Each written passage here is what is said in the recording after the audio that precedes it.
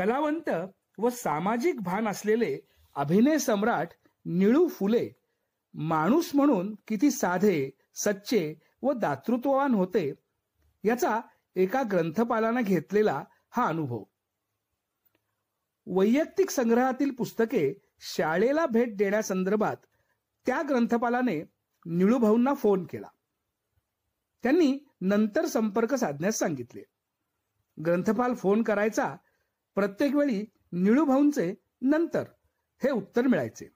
असे तब्बल 42 वेळा झाले. पण 31 मे 2005 ला निळूभाऊंचाच मला भेटायला या असा ग्रंथपालाला फोन आला. प्रत्यक्ष भेटीत तुम्ही घरोघर जाऊन ग्रंथभेट मिळवता हे दोघा तिघांकडून समजलं. सामाजिक कार्यासाठी मदत मागायला येणाऱ्यांमध्ये गैरफायदा घेणारेही असतात. त्यामुळे ओळख नसेल तर मी संपर्क टाळतो.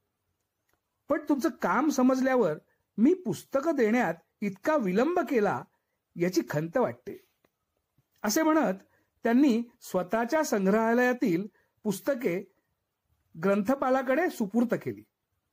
आभारपत्राच्या निमित्ताने ग्रंथपाल निळूभाऊंकडे पुन्हा गेले असता तेव्हाची त्यांची कृती आणखी थक्क करणारी होती. ते म्हणाले, तुम्हाला दिलेली सगळीच पुस्तकं काही मी विकत घेतलेली नव्हती.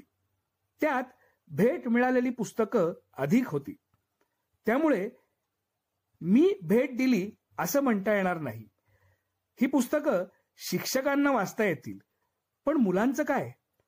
त्यांना ती काय कामाची? तुम्ही असं करा, भेट पुस्तकांच्या किमती एवढ्या रकमेची मुलांना उपयोगी पडतील अशी बोधपर व मनोरंजनात्मक पुस्तकं विकत घ्या. रक्कम माझ्याकडून आत्ताच घेऊन जा. असे म्हणत निळूभाऊंनी साधारण त्या रकमेचा धनादेश ग्रंथपालांच्या हातावर ठेवला. असे होते निळूभाऊ. दातृत्वाच्या त्यांच्या ह्या अनोख्या कृतीमुळे शाळेचे ग्रंथालय केवळ त्यांच्या संग्रहातीलच नाही तर बाल साहित्यानेही समृद्ध झाले. निळूभाऊंची ही कृती अगदी साधी, पण त्यातून नकळत मुलांसमोर एक चांगला आदर्श ठेवला गेला.